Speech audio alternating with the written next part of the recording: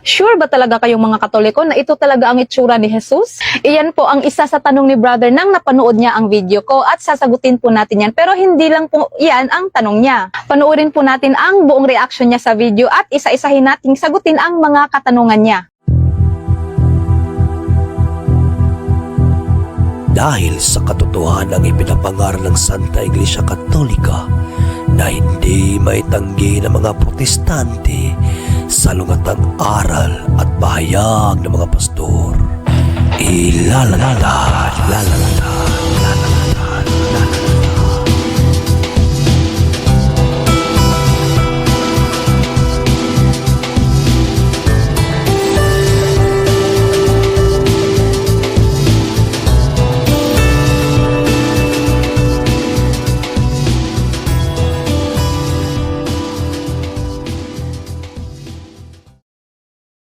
Car back, saw Simbahan.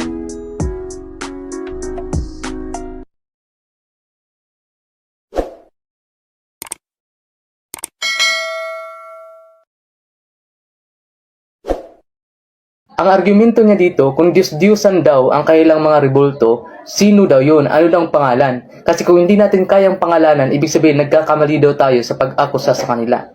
Pero ang totoo po, kung gagamitan natin ng rasyonalidad, hindi natin kailangan ng pangalan para masabing Diyos-Diyosan ang isang rebulto. Lalo na kung kitang-kita naman sa kailang mga ginagawa na ito ay kailang pinaglilingkuran, ito ay kailang sinasamba. Halimbawa, yung ahas na pinagawa ng Diyos kay Moses, hindi naman yun Diyos-Diyosan. Pero, dahil sa kailang ginawa na nag-offer sila doon, numuluhod sila doon, yun ay naging Diyos-Diyosan na. Kaya ang ginawa ng Diyos, pinatupok niya ngayon. Okay? Sinira niya ngayon. Ganun din ang nakikita natin. Bagamat sinasabi nila na hindi yung Diyos-Diyosan, pero ang kailang ginagawa, pag-offer ng mga kung ano-ano, pagluhod at pananalangin sa mga rebulto, yun ay nagiging Diyos-Diyosan. Ang sinasabi po niya ay hindi daw kailangang pangalanan ang isang bagay para tawaging Diyos-Diyosan. At nagbigay siya ng halimbawa gaya ng sa tansong ahas na pinagawa ng Diyos kay Moises. Yes, tama naman na hindi kailangang pangalanan para sabihing Diyos-Diyosan ang isang bagay. Pero FYI brother, ang tansong ahas ay pinangalanan po siya. Mababasa natin sa Ikalawang Mga Hari, chapter 18, verse 4. Dinurog din niya ang tansong ahas na ginawa ni Moises na kung tawagin ay Nehostan, sapagkat hanggang sa panahong iyon ay pinagsusunugan pa nila ito ng insenso. Malinaw po na pinangalanan ang tansong ahas na Nehostan at ito'y ginawa nilang Diyos, kaya naman dinurog ito. Dahil dapat sa Diyos nila ibigay ang parangal at pagsamba dahil gumaling sila. Iyan po ang ibig sabihin ng idolatry, kapag ang parangal at pagsambang nararapat lamang sa Diyos ay ibinibigay na sa isang nilalang o bagay. Sabi nga sa Catechism of the Catholic Church, paragraph 2113, idolatry consists in divinizing what is not God. Ibig sabihin, ginagawang Diyos ang isang bagay na hindi naman Diyos. Isa din sa kiniklaim mo na ang action, halimbawa ang isang tao ay lumuluhod sa harapan ng rebulto o nag-alay ito ng bulaklak, ito ay considered ng idolatry at sumasamba na siya ng rebulto o Diyos-Diyosan? Kung ganyan pala ang paniniwala mo, so ibig sabihin pala sina Moises at Aaron na siyang nagpatira pa sa harap ng Ark of Covenant na may rebulto ng dalawang kerubin, ibig sabihin ay sumasamba pala sila sa rebulto? So, sinasamba na ba nila ang dalawang rebulto ng kerubin dahil lang sa lumuhod sila sa harapan nito? Hindi. At inaakusahan mo kaming Diyos-Diyosan ang aming sinasamba. Ang tanong ko po sa iyo, brother, Diyos-Diyosan ba ang Diyos Ama, Anak at Espiritu Santo? Ang Diyos na buhay, ang Creator of all things? Diyos-Diyosan ba siya? Kasi palagi nyo naman kaming naririnig, diba, sa mga pagdarasal namin, bago namin simulan at pagkatapos ng aming mga pagdarasal, ay binabanggit namin o sinasambit namin ang sa ngalan ng Ama, ng Anak at ng Espiritu Santo. At naririnig nyo naman kami na ang pagdarasal namin ay para sa Diyos Ama na nasa langit. Diba, nagdarasal pa nga kami ng Our Father in Heaven, hallowed be your name. Diyos-Diyosan ba ang Diyos Ama na nasa langit? I think kailangan nyo talaga itong isipin, brother. Hindi nyo alam, nalinlang ka lang pala ng mga maling akusasyon ng kaaway ng Diyos. Ipagpatuloy natin. Ang pangalawa niyang argumento, yung mga rebulto daw sa simbahan nila, sa bahay nila, ay imahe daw yan ng Panginoong Hesukristo, ng mga apostol at ni Maria.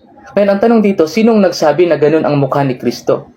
Bakit iba-iba ang wangis, iba-iba ang itsura, iba-iba ang kulay? May puti, may itim, may kulot, may hindi. Bakit ganyan ang mukha ni Kristo pa iba-iba? Okay, kung yan ay nagrepresenta. Pero ang sinabi sa John chapter 4 verse 24, hindi po ganyan. Ang Diyos ay espiritu, okay? At siya na sumasampalataya sa Kanya or sumasamba sa Kanya ay sumasamba sa espiritu at katotohanan. So bakit kailangan niyo pa ng imahen at kung ano-anong rebulto para sumamba sa Diyos? Dahil ang tunay na mananamba ng Diyos, hindi na kailangan ng rebulto. Dahil ang Diyos ay nakikinig sa Kanya sa pamamagitan ng panalangin at hindi na nangangailangan ng anumang imahen. Yan ba talaga ay imahen ni Kristo or ilusyon lamang? Okay? So dapat nating intindihan yan at gamitan natin ng rasyonalidad ang ating pagkaunawa. Dahil baka akala ninyo, hindi kayo sumasamba sa rebulto. Hindi kayo sumasamba sa Diyos-Diyusan, pero ang totoo kayo na ay sumasamba at gumagawa na kayo ng Diyos-Diyusan ng sarili ninyo. So ito daw ba ay talagang imahe ni Kristo o ilusyon lamang? Brother, hindi po ilusyon ang pagkapako ni Jesus sa krus. Ang imahe na ito ay paalala na siya ay totoong ipinako at totoong nag-alay ng buhay para sa atin. Ito po ay paglalarawan ng kanyang ginawang sakripisyo para sa ating kaligtasan. Ngayon naman sa tanong muna, sino naman ang nagsabi na ganito talaga ang mukha ni Kristo, na ganito ang kanyang itsura? Bakit iba-iba ang itsura? Brother, wala pong nagsasabi o nagkiklaim na ganito ang totoong itsura ni Jesus o ganyan, pango or matangos ang ilong. Kasi ginawan siya ng larawan para ipaalala ang sakripisyong ginawa niya para sa ating kaligtasan. Hindi ito ginawa para i-introduce ang totoong mukha o totoong itsura ni Kristo. At alam mo po ba na kung ano man po ang itsura ni Jesus Christ sa simbahan ay pinahihintulutan po yan ng langit. Dahil ang church ay binigyang authority ng ating Diyos na magbawal o magpahintulot sa gabay ng Espiritu Santo. Mababasa natin yan sa Matthew chapter 18 verse 18. Katotohanan sinasabi ko sa inyo, anumang itali ninyo sa lupa ay tatalian sa langit at anumang kalagan ninyo sa lupa ay kakalagan sa langit. Iyan po ang authority na ipinagkaloob ni Kristo sa kanyang simbahan. Ngayon, bakit nga ba iba-iba ang drawing ng mukha ni Jesus or ang kulay ng kanyang balat? Depende po sa artist at materyales na kanilang ginagamit. Halimbawa, gaya nitong mga estudyanteng pinadrawing sa mukha ni Jose Rizal, hindi porket hindi ito magkakamukha lahat, hindi na siya si Jose Rizal sa puso ng bawat nagdrawing nito. Ganyan din po sa imahe ng ating Panginoong Jesus, hindi porket hindi na sila magkakamukha ay hindi na siya si Jesus Christ sa puso ng artist na gumawa nito.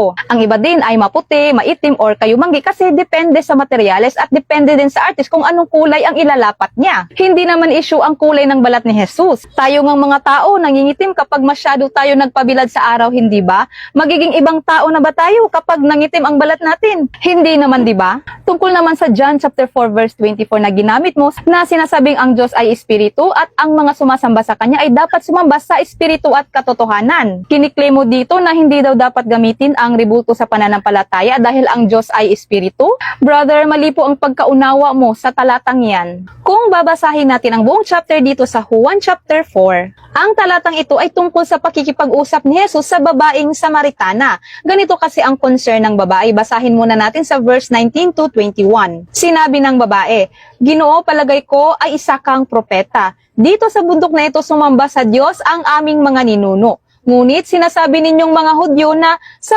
Jerusalem lamang dapat sambahin ang Diyos. Sinabi naman ni Jesus, maniwala ka sa akin, darating ang panahon na sasambahin ninyo ang Ama hindi na sa bundok na ito o sa Jerusalem. At dito na sinabi ni Jesus sa verse 24 na ang Diyos ay espiritu at ang sumasamba sa Kanya ay dapat siyang sambahin sa espiritu at katotohanan. Ibig sabihin, ang issue dito ay ang location. Kasi confused ang babaeng Samaritana kung saan ba talaga dapat sumamba dahil ang mga ninuno niya ay sa bundok Gerizim sumasamba. Samantalang ang mga Hudyo sinasabi namang sa Jerusalem lang dapat sumamba. Kaya't sinagot naman siya ni Jesus na ang tunay na pagsamba ay hindi na nakatali sa isang lugar, kundi sa espiritu at katotohanan. Ibig sabihin, kahit sa ang lugar ay pwede nang sambahin ang Diyos dahil siya ay espiritu. Kung gagamitin mo ang John chapter 4 verse 24 para ipagbawal ang mga banal na larawan, nililigaw mo ang katotohanan, iniba mo ang totoong mensahe ng kasulatan. Huwag po natin gawin yan dahil malaking kasalanan po sa Diyos ang maghayag ng maling aral. Malinaw naman sa Biblia na ang mga larawan ay ginagamit na ng Diyos, hindi para sambahin ng mga tao, kundi para magsilbing paalala ng kanyang presensya, kapangyarihan at mga gawa. Ipagpatuloy natin. Ang pangatlo niyang argumento, nagbigay siya ng halimbawa. Halimbawa, picture ng magulang mo. So, ang pag-kiss sa kanila, hindi yung pagsamba. Okay?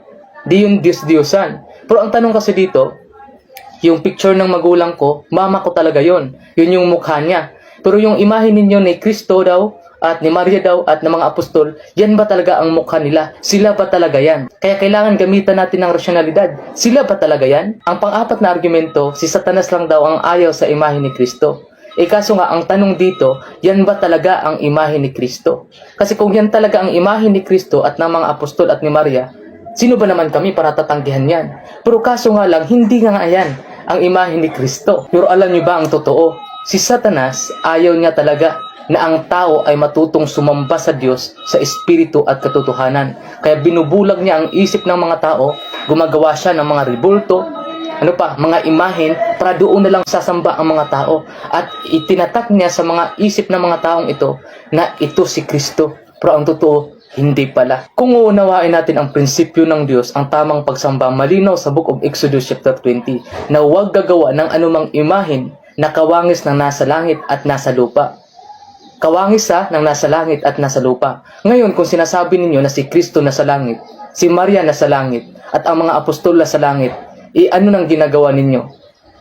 Okay, ano yung ginagawa ninyo?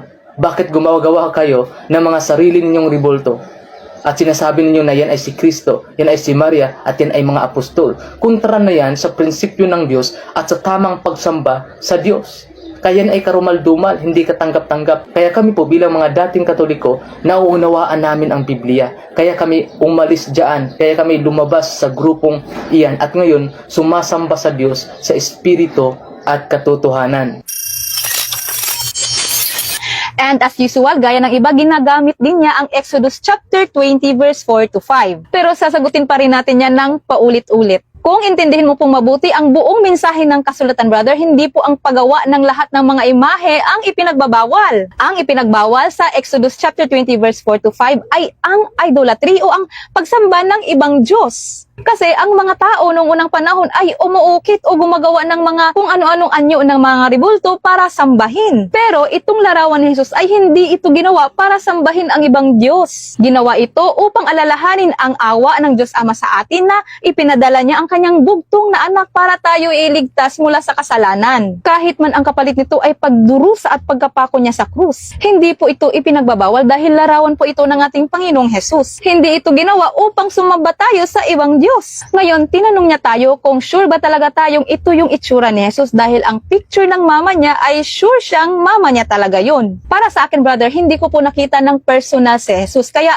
hindi ko masasabi na ito talaga yung eksaktong itsura niya at hindi ko rin masasabi na hindi talaga ito yung eksaktong itsura niya dahil hindi ko pa naman siya nakita. Ngayon, ibabalik ko sa iyo ang tanong kasi kiniklaim mo na hindi talaga ito ang itsura ni Jesus. Sure ka ba na hindi talaga ito ang totoong itsura ni Jesus? Nakita mo na ba siya sa personal? Kung hindi mo naman pala siya nakita sa personal, wag po kayong mag-declare na hindi ito yung itsura niya. Hindi mo naman pala siya nakita. Pero alam mo ba, brother, kung saan ako sigurado? Sigurado ako na ito ay paglalarawan at nagre-represent sa kanya kahit hindi ko man siya nakita ng personal. At kahit hindi ko man na-witness sa personal ang pagpako sa kanya. Dahil naniniwala akong totoo ang pangyayaring ito. Totoong ipinako siya sa krus at totoong nagdusa siya sa krus para iligtas tayo mula sa kamatayan. Kahit hindi ko man nakita ng personal ang pangyayari. Sabi nga niya sa Juan chapter 20 verse 29, sumampalataya ka dahil nakita mo ako. Mapapalad ang mga hindi nakakita at gayon may sumampalataya. Sagutin po natin siya, may tanong lang po ako, ma'am, bakit si Jesus nagpabautismo malaki na? Bakit hindi nung bata pa? Di tulad ngayon sa ating mga Katoliko, bata pa binabautismuhan na. Nagtatanong lang po. Actually, ito po yung madalas na arguments ng iba na dapat daw adult na tayo kapag binibinyagan dahil si Jesus ay adult na din ng binyagan. Unang-una, dapat po nating maunawaan na ang baptism na na-receive ni Jesus ay iba sa baptism na na-receive natin. Ang binyag na na-receive ni Jesus ay ang baptism of John o ang binyag sa pagsisisi. Samantalang ang binyag na na-receive natin ay ang baptism in Christ o christening. Mateo chapter 3 verse 11, binibinyagan ko kayo sa tubig para sa pagsisisi. Ngunit ang dumarating pagkatapos ko ay mas makapangyarihan kaysa sa akin. Babautismuhan niya kayo sa Espiritu Santo at apoy. Ibig sabihin may dalawang uri ng binyag. Una, Ang baptism of John, ito ay binyag ng pagsisisi bilang paghahanda sa pagdating ng Mesiyas, pagpapahayag at kapatawaran ng mga kasalanan. Ito yung binyag na sinasabi niya, bibinyagan ko kayo sa tubig para sa pagsisisi. Kaya ang binyag na ito ay for adults na nagkasala. Pangalawa, ang baptism in Christ o christening. Ito yung bautismo na tinanggap natin. Ang baptism in Christ ay mas higit pa sa binyag ng pagsisisi. Ito yung sinasabi ni Juan na pagkatapos ko ay mas makapangyarihan kaysa sa akin. Babautismuhan niya kayo sa Espiritu Santo at apoy. Nabanggit din ang dalawang uri ng bautismo na ito sa mga Gawa chapter 19 verse 3 to 5. At tinanong niya, kung gayoy anong klase ng binyag ang inyong tinanggap? Sumagot sila, ang binyag ni Juan. At sinabi ni Pablo, binyag ng pagsisisi lamang ang binyag ni Juan. Sinabihan din nila ang bayan na sumampalataya sa taong darating na kasunod niya, at ito si Jesus. Nakinig sila at nagpabinyag sa ngalan ng Panginoong Jesus. Dito malinaw na ang mga tao na bininyagan ni Juan ay bininyagan muli ng baptism in Christ, dahil hindi po parehas ang binyag ni Juan sa binyag kay Kristo. At ang binyag na natanggap ni Jesus ay ang binyag ni Juan, pero nagpabautismo si Jesus hindi para pagsisihan ang kasalanan, dahil alam naman nating walang kasalanang nagawa si Jesus. Nagpabautismo siya kay Juan para una tuparin ang kalooban ng Ama. Pangalawa, para din official na simulan ang kanyang public ministry. Pangatlo, para ipakilala ang kanyang sarili bilang Mesiyas at anak ng Diyos. At hindi siya nagpabautismo ng adult na para sabihing dapat adult lang din ang mababautismuhan sa baptism in Christ, dahil ang baptism in Christ ay para sa lahat, bata man o matanda, dahil ito ay isa sa grasya na ibinibigay niya sa lahat para sa ating kaligtasan. Hindi pwedeng ang mga matatanda lang ang kanyang ililigtas. Ano ba ang baptism in Christ at saan tayo iniligtas nito? Ang baptism in Christ ay hindi lamang simpleng simbolo or pagpapakita ng pananampalataya. Ito ay isang biyayang itinatag mismo ng ating Panginoong Hesus para maging parte tayo sa kanyang tagumpay laban sa kamatayan. Ang kamatayan na mula kay Adan. Unang Korinto chapter 15 verse 21 to 22, sapagkat yamang ang kamatayan ay dumating sa pamamagitan ng isang tao. Ang muling pagkabuhay ng mga patay ay dumating din sa pamamagitan ng isang tao, sapagkat kung paanong kay Adan ay namamatay ang lahat, gayon din kay Kristo ay bubuhayin ang lahat. Ibig sabihin, ang kamatayan ay nagsimula kay Adan at lahat tayo ay bahagi nito, pati na ang mga bata. Kaya dahil bahagi ang mga bata sa kamatayan ni Adan, nararapat din na makatanggap sila ng buhay na ibinibigay ni Kristo sa pamamagitan ng binyag. Kaya hindi po sila exempted sa binyag dahil hindi naman sila exempted sa kamatayan na mula kay Adan. At ano naman yung sinasabi sa Biblia na kailangan daw tayong sumampalataya at magsisi at adult lang daw ang nakakagawa niyan at hindi ang mga bata. Iyon na nga po ang point. Adult lang ang dapat magsisi. Ang mga bata, dahil wala pa naman silang personal sin, no need na pong magsisi. Kaya qualified na silang mabaptize. Hindi sila exempted sa kamatayan na mula kay Adan. Kaya dapat din silang makatanggap ng buhay mula kay Kristo sa pamamagitan ng binyag. At doon naman sa nagsasabing hindi pa daw marunong sumampalataya ang mga bata, kaya hindi pa daw dapat silang binyagan. Again, ang mga bata ay kasama ding nakatanggap ng kamatayang mula kay Adan. Kaya bilang mga Kristiyanong magulang, obligasyon nating bitbitin ng ating mga anak tungo sa kaligtasan. Kaya pabibinyagan natin sila dahil naniniwala tayo at sumasampalataya tayo kay Kristo na siya lang ang ating tagapagligtas. Kaya pabibinyagan talaga natin sila at habang lumalaki ay turuan natin ng aral kay Kristo. Ganyan po ang process. At huwag po kayong mag-alala parents, hindi po kayo paparusahan ni Jesus dahil lang sa ginawa mong Kristiyano ang baby mo. Mas matutuwa pa nga ang ating Panginoong Jesus kapag ginawa mo yan. Hi, it's Joey! Sasagutin po natin ang reaction video ni Sister kay Father Jeffrey. Bali, sa video po na ito, kinokorek po niya si Father dahil sa tatlong bagay na ito. Una ay ang pagsa-sign of the cross. Pangalawa ay ang rosary prayer. Pangatlo ay ang tungkol sa sacred statue nating mga Catholic, yung mga ribulto na nasa ating simbahan. Panoorin po natin at isa-isahin po nating sagutin ang opinion niya. Okay, may binanggit na 3 points si Father doon, no, na para sa akin, palagi talagang kinocall out to sa mga Katoliko. Una, yung pagsa-sign of the cross. Pangalawa, yung pagdadasal using the rosary.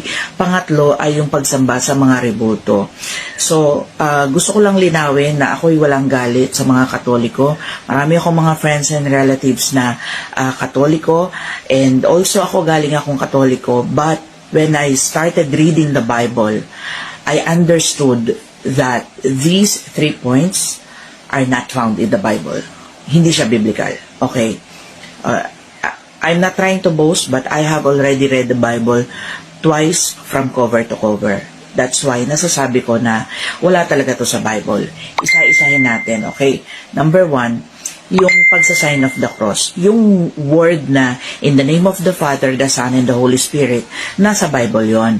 But it was not said na before kang magdasal at pagkatapos mo magdasal, sabihin mo yung word na in the name of the Father, the Son, and the Holy Spirit at mag-sign of the cross ka together with that. Wala yun sa Bible. Okay, ang tungkol sa pagsasign of the cross, ang issue po niya ay wala daw po tayong mababasa sa Biblia na before and after magdasal ay sasambitin ng in the name of the Father, the Son, and the Holy Spirit. Pero inaamin naman niya na ang in the name of the Father and of the Son and the Holy Spirit ay nasa Biblia. Sis, I respect your opinion, pero hindi ibig sabihin nun na hindi ka na pwedeng i-correct. Lalo na kung ang opinion mo ay dahil lamang sa iyong maling pagkaunawa at hindi nakabase sa katotohanan. Na-appreciate ko na inamin mo na ang in the name of the Father, the Son, and the Holy Spirit ay nasa Biblia nga. Kaya malinaw na walang masama kung gagamitin man natin ito sa pagdarasal. Dahil actually, ang ating Panginoong Hesus mismo ang nagbigay ng mga salitang yan. Mababasa natin sa Matthew chapter 28 verse 19. Ngayon, tayong mga Katoliko, alam nyo ba kung bakit binabanggit natin ang in the name of the Father, the Son, and the Holy Spirit bago natin simulan ang pagdarasal? Dahil bago pa man natin simulan ang ating mga prayer, kinikilala natin ang ating mga panalangin ay inialay natin sa Diyos, ang Ama, Anak, at Espiritu Santo, hindi sa ibang Diyos. At sa pamamagitan ng pag-sign of the cross, ipinapahayag natin ang pagliligtas na ginawa ni Kristo sa krus para sa atin. At pagkatapos ng ating panalangin, binabanggit ulit natin ang Ama, Anak, at Espiritu Santo bilang tanda na muli nating niluwalhati at pinupuri ang Diyos, ang Holy Trinity. At ipinagkakatiwala natin sa Kanya ang lahat ng ating mga kahilingan at pasasalamat. At wala din namang sinasabi sa Biblia na bawal natin niyang gawin, di ba? Ipagpatuloy natin.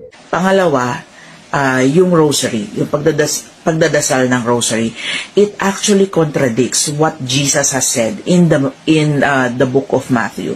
Ito basahin natin para mas malinaw in Tagalog, no? Ang sabi dito, at sa panalangin ninyo ay huwag ninyong gamitin ang walang kabuhuluhang paulit-ulit na pananalita na gaya ng ginagawa ng mga hentil, sapagkat iniisip nila na dahil sa kanilang maraming pananalita ay didinggin sila. So, ano ba yung ginagawa natin kapag nagro-rosary tayo? Paulit-ulit yung Aba Ginoong Maria, right? Paulit-ulit yung Ama namin. So, it really contradicts what is written in Matthew chapter 6 verse 7. If you have the Bible, open it and understand and analyze it. Bakit sa Catholic meron ito at sa iba wala? Okay. So, sinasabi po niya at nag-advise po siya na kailangang i-analyze natin at i-understand ng mabuti ang mensahe ng Biblia. At agree po ako tungkol dyan, sister. Pero ang sinasabi mong nagkaka-contradict ang rosary at ang Biblia ay nagkakamali po kayo. Tulad na din ng sinasabi mo, kailangan nating intindihin at i-analyze ng mabuti ang Biblia, kaya ipapaintindi ko po sa iyo. Ang Bible verse na inilapag mo ay ang Matthew chapter 6 verse 7. Ito yung nakasulat at malinaw na nakatuto ka lang sa salitang paulit-ulit na panalangin nang hindi iniintindi ang buong context ng talata. Alam niyo po ba na hindi ang paulit-ulit na panalangin ang issue dito? Dahil in fact, si Jesus Christ man ay nagdarasal din ng paulit-ulit at mababasa natin yan sa Matthew chapter 26 verse 44. At muli niya silang iniwan at nanalangin ikatlong ulit na sinasabi ang gayunding mga salita. 'Di ba? Kahit si Jesus ay nagdarasal ng paulit-ulit. Another Bible verse. Dito sa Psalm chapter 136, alam nyo ba na ito ay isang powerful meditative prayer built in repetition? Yes po, paulit-ulit na panalangin po ito na ginagawa ng mga alagad ng Diyos. Kaya hindi po ang paulit-ulit na mga salita o paulit-ulit na mga panalangin ang issue dahil ginagawa din naman yan ng ating Panginoong Hesus at ng mga alagad ng Diyos noong unang panahon. So ano nga ba ang issue at ano ang kinukundina ni Jesus Christ base sa talatang ito? Ang walang kabuluhang panalangin. Pinuputo nyo po kasi kaya hindi nyo tuloy na-address kung ano ba talaga ang totoong issue sa talatang yan. Porket ba may repetitive prayer ang Catholic, dyan na kayo nakafocus dahil ang Catholic ay gumagawa niyan para lang maparatangan ang simbahan?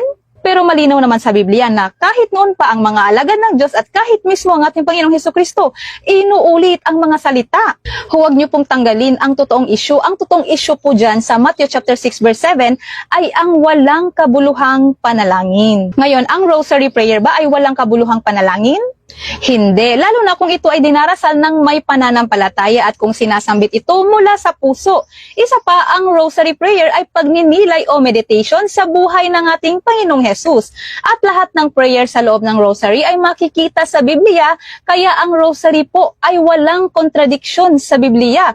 Bagkus ito ay isang biblical-based prayer of meditation na nakasentro kay Kristo. Paano ko nasabi? Subukan mong aralin kung ano talaga ang nilalaman ng Holy Rosary upang ikaw mismo ang makawitness. Ipagpatuloy natin. Pangatlo, this one is very controversial. No? Ito ay sobrang ikinagagalit ng Diyos. That's why it was written in the second commandment. No?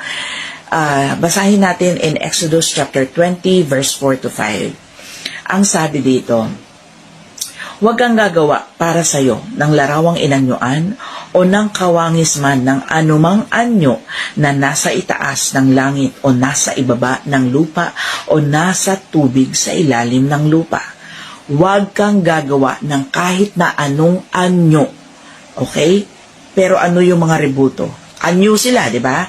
Ginawan mo siya ng anyo ng Heavenly Creator, si Jesus, at saka yung mga angels, nilagay mo doon sa altar ninyo. In verse 5, sabi dito, huwag mong yuyukuran sila o paglilingkuran man sila sapagkat akong Panginoon mong Diyos ay Diyos na mapanibughuin. Na aking dinadalaw ang kasamaan ng mga magulang sa mga anak na hanggang ikatlo at ikaapat na saling lahi ng mga napupuot sa akin. So very naman, di ba? Very clear naman yung sinasabi doon sa Bible. Now, the question is, bakit meron silang ributo? If that already violates the second commandment.